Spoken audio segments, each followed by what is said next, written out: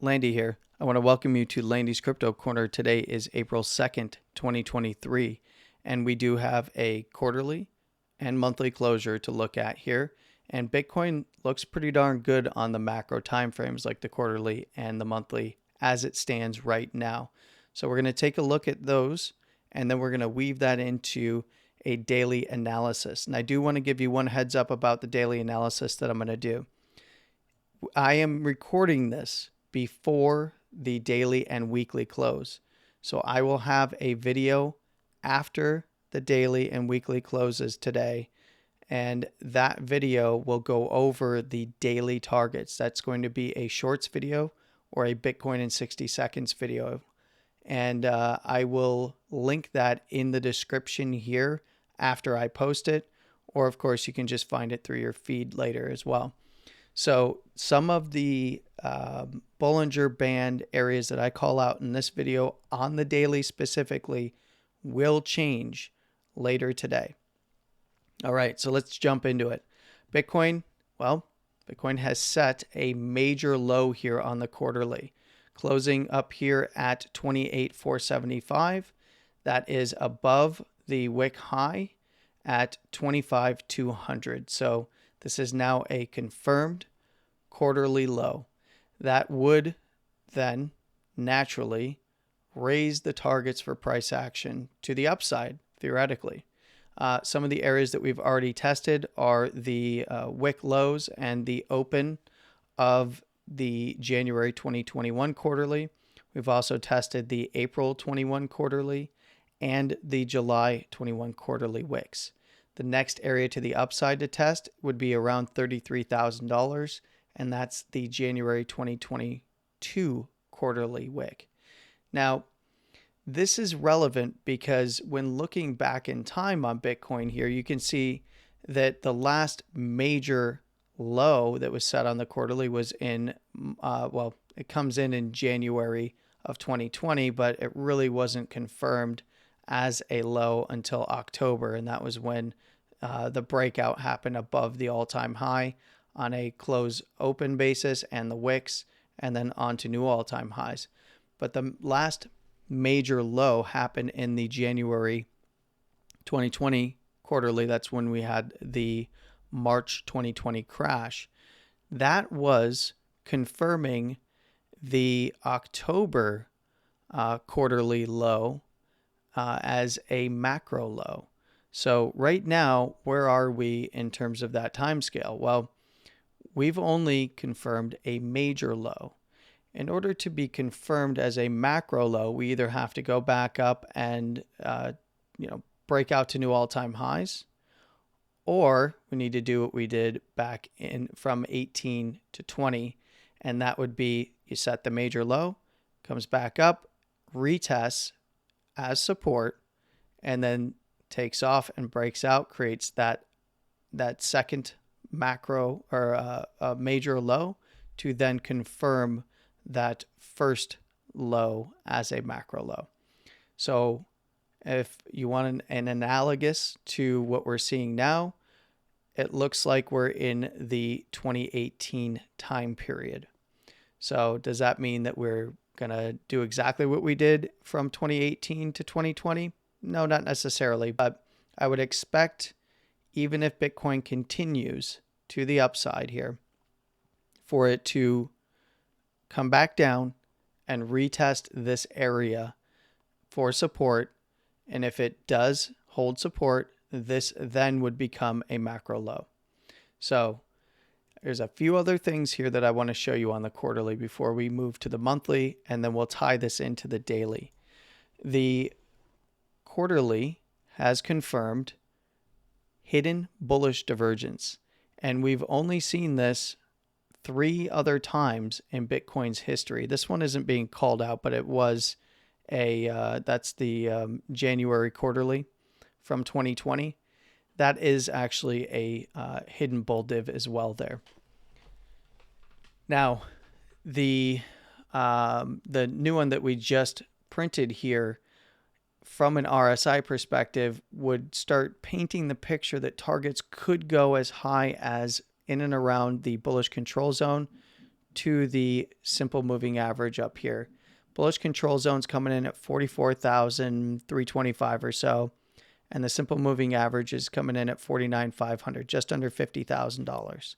So from the quarterly perspective, not the daily, not the weekly, not even the 2-week chart, at least as it stands right now. From the quarterly perspective, this is one of the bigger areas of interest to be aware of to the upside. I'll talk about possible downside as we go into some of the lower term time frames. But looking at the quarterly, looks good. It's setting up. Looks like we are in that transitional phase where we could see tests back down to retest those areas below, but they're most likely going to be major buying opportunities, in my personal opinion. And of course, as price moves, I'll keep you updated as to what my thoughts are regarding that.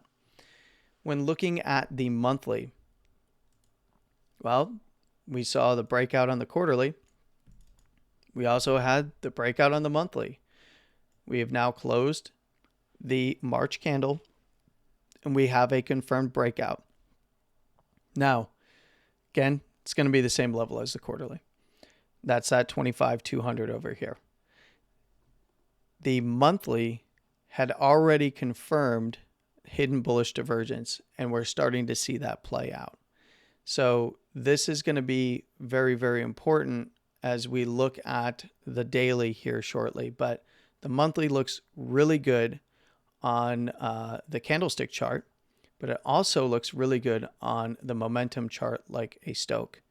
In this case, Bitcoin is working out of the oversold zone and is trying to, over the next month, its projection is to try and get into the bearish control zone. And we don't see a lot of these. When we do, they're usually pretty big, significant moves. That doesn't mean that below the quarterly and below the monthly that price action can't go down, but usually it presents more of a long opportunity or a buying opportunity for those long-term holders. In this case, the monthly pivot is actually at 16,760. So there's a lot of room in Bitcoin's price action in these timeframes below the monthly where Bitcoin can move around and not violate that monthly pivot, meaning turn the Stochh momentum oscillator down. We also note that Bitcoin came right up to the midline here, something I talked about at the last monthly close. And the midline is now currently at 27,725, kind of right where Bitcoin is trading. It went above, of course, on the wick high there at, I believe it was 29,200. And the next big area of interest to the upside would be on the monthly, the bullish control zone, which is coming in at 46,250. So again, we're looking in those 40s. Does that mean that it's this month that it's going to happen, next month, or the month after? No, not necessarily. These are macro timeframes. They take a long time to play out. So that's just potential areas to the upside. Now, for the downside from the monthly, we can take a look at the simple moving average line here that's coming in at $20,615. That is, it's a big area. It's around the current daily low side structure that Bitcoin put in not too long ago at around that wick low at 19.5. So big areas, and they're showing up on our charts. So we're getting our confluences. Let's go look at the daily and see what the daily currently looks like. So Bitcoin, as you know, is running into the range lows above, and it is, it's failing to close above, and that's at 28,600 or so. This is also now where the upper first standard deviation is coming in. So if Bitcoin can trade back above there, I'd look for the wick highs of this particular range to get ran again around 29,000 to 29,200. And if it did break out above there, I'd look for the upper second standard deviation to get tagged at just around $30,000. Any closures above there or intraday price action that trades above, I do think is going to run directly into that upper third standard deviation at around $31,000. It's coming in at $30,940 or so. If Bitcoin did trade above there in the intraday price action, I do think it would be a wick, or on a wick basis. And possible areas of interest above there would be the range above that's acting as resistance. The highs of that range are coming in at $31,800 to around $32,000, a little above $32,000. I think that if you saw Bitcoin move up there and trade anywhere above that daily third standard deviation, this would become a wick. Then we await the lower term timeframes, find support hopefully at that 28.6, and then we evaluate from there, and also await expansion, volatility expansion of the Bollinger Bands. Now, on the flip side of that, you'll note that the daily range highs that we have over here are coming in at that very important monthly and quarterly level at around that 25,000 to 25,300 area. Well, that's also currently where the lower second standard deviation is. But what's the criteria for going down and testing some of this? In that case, it would be putting in a local high here. Any local high that's going to be confirmed is going to come on a closure below Friday's candle at $28,000 or so. So if we do see today's candle or tomorrow's candle close below there, I would be targeting the basis band down to the lower first standard deviation. The basis band is coming in at the lower end of the $27,000 area at $27,350, $360. And I would look for tests of the wick lows around that $26,500, to be quite honest, mainly because after today's closure, this lower first standard deviation is going to be moving up as the Bollinger Bands contract. And I do suspect that this is going to move up to around these wick lows at 26,500 or so. So I'd be looking at that as a first target to the downside should Bitcoin print a high here. The other reason that I'm looking at things like this is because if Bitcoin does print a high here, it's going to come on regular bearish divergence. And that is being populated right now. It's not confirmed. If Bitcoin does close below that $28,000 and, subsequently test down a little bit further, I would expect those areas to get hit and this to be confirmed. And that opens up 3 targets for me. That first target being the 20 simple basis band down to the lows and the lower first standard deviation. That is the first target zone, because we have the basis band coming in just around where Bitcoin is kind of consolidating here. We have the lows coming in at that 26.5, which is just slightly above the lower first standard deviation as it stands now. And again, it's going to close and update, and it's going to move up. Anything below there, secondary targets to the downside would be, you guessed it, the supports, the daily range highs over here as support, where currently the lower second standard deviation is coming in around that 24,800 to 25,300 area. We even have the lower third standard deviation as a possible target on a wick basis. If Bitcoin did crash down through all these supports, I'd be looking to around that 23,800 area, and actually as a zone between 23,800 and we'll turn on the moving averages here. That'd be 23,800 down to the 200 EMA, which is coming in currently at 22,800. That would be my third target area. So in order, I'd be looking at local area. Bitcoin puts in a high on regular bearish divergence. I'd be looking at any close below the 9 EMA here, which is below $28,000. I'd be looking to that basis, the 21 EMA, which are all coming in around the lows of the current range at between 27,300, we'll call it, to around that 26.5. If that area is lost, I'd be looking to the previous daily range highs as the secondary target. And on any kind of a third target, maybe even a crash or a flush out of a liquidity scenario, I'd be looking to the lower third standard deviation and the 200 EMA as that third target area at 23.8, 22.8. Now that's the same as my shorts video from yesterday. That will change later today as we see contraction or sideways action in the Bollinger Bands. That remains to be determined. We'll see that at the close today, and I will get a video out for you today at close. It will be a 60-second shorts video, just kind of updating those targets.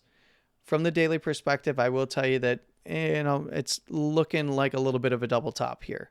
That doesn't mean it's going to play out that way, though. Just because it looks that way doesn't mean it's going to play out that way. I also want to give you a little bit of a tip about using Bollinger Bands in general, and specifically using these Bollinger Bands. You can find these Bollinger Bands. They're free. It's an indicator that I'm building myself with the help of my community, and it is private. So you can't just search TradingView and find this indicator. You need to follow the link in the description down below if you'd like to access it. Also, read the updates. I update this often when I get time, and this is something that is an iterative process. So you will need to remove the Bollinger Bands and re-add them to your chart periodically to receive the update. And also give me some feedback. If there's something you like about it or something you think could be changed to make it better, go ahead and leave me feedback either in TradingView, on YouTube, or if you're in the Discord, you can also provide feedback there. It would be greatly appreciated, actually, because I do need some feedback on how things are working for people. Now, a quick tip about these, about Bollinger Bands in general, not just these. When looking at Bollinger Bands, which you need to understand, and actually we'll bring that back. We can use this. Is when you're in an uptrend, we have the basis band sloped up. Typically, the areas of resistance are going to be, on wicks around the third standard deviation, which we saw. And we are strongly trending when we're closing above the second standard deviation, the teal line there. And we typically find support between the upper first standard deviation to the basis band. So this is something to watch for. That's typically in an uptrend where you're going to find support. Of course, in a downtrend, that's where you find resistance, except you're on the other side, lower first standard basis band. Now, when moves are cooling down, we can also see that price action can trade, in this case, in an uptrend, past that basis band down to the lower first standard deviation. If it holds as support and the asset, in this case Bitcoin, popped back up and closed above the basis band again, that's a very good indication that trend is going to continue in the upside direction. Now, this is the same thing we see in the downside direction as well.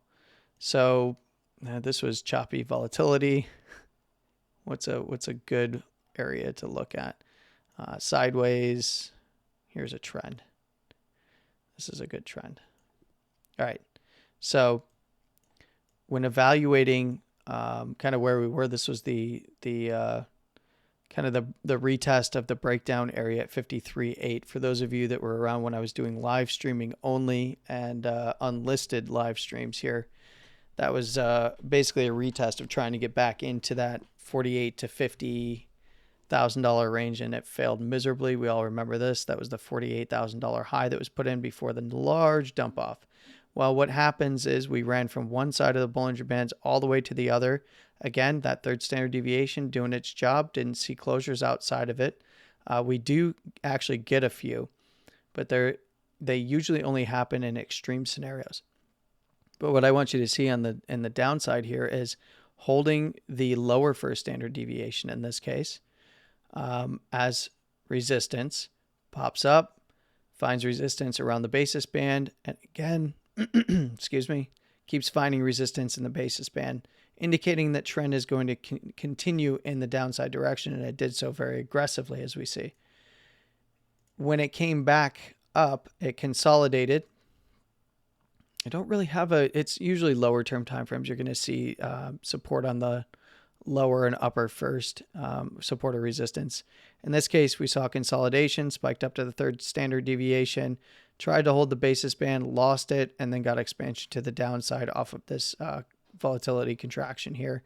Again, we only got a couple closures. We got two, I believe, closures, maybe one or two closures outside of the lower third standard deviation. Other than that, it was catching wicks on the way down, and then the rest of the Bollinger Band standard deviations caught up, and we began the other side of that, a consolidation to an uptrend, where we saw, this nice uptrend to around that $25,000 area after that crash.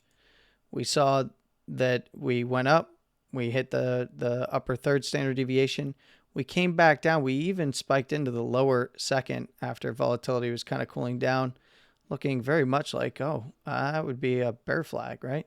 Well, it didn't quite play out in the impulse direction of a bear flag, but definitely was a bearish structure as it was a rising channel.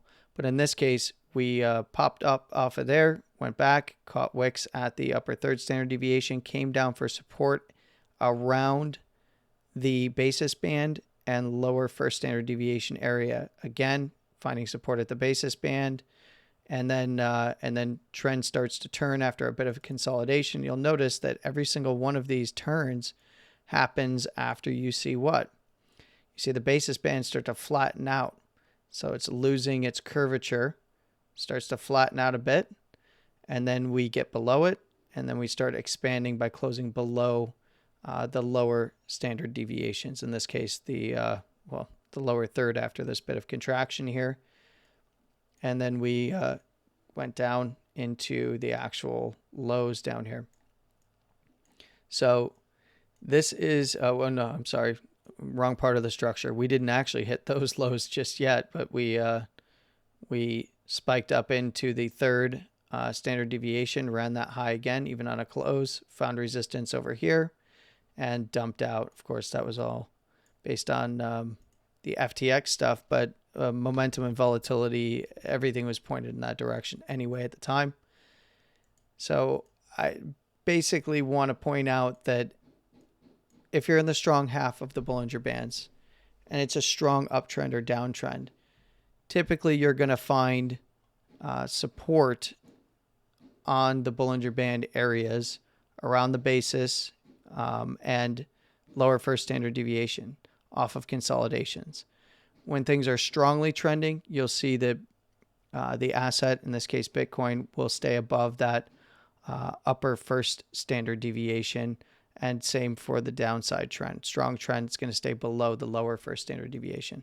Just want to throw this in here at the end because I know some people probably won't watch it, but if you were interested, this is for you. Again, you can find that down in the link in the description. You can also find Renko charts description down in the link in the description, as I'm going to be covering that a little bit more coming up soon, and I will be releasing the masterclass here. For those asking about hey, I want to learn how to do this, or any beginner content that you have, it's in production. I have a technical analysis for beginners course. It's already done, and now I'm in the middle of producing it. What you may not know about these videos, or probably can tell, is I do these live off the top of my head, whereas these other videos, the educational content, is going to be produced content. So as to whether or not it's well produced, that's for you to judge. And then we'll kind of go from there. Eventually production values will get better across the board here, but I'm doing it all myself right now. So until I can actually bring some people on, we're going to do it like this. I do want to thank you all for joining me. I hope that this was informative. If it was, please like and subscribe and share with people that you also think would find it helpful and useful information. And I would like you to have a wonderful morning, afternoon, and evening, no matter where you're in the world. Please trade safe. And of course, as always, stay safe. With all of that being said, Landy out.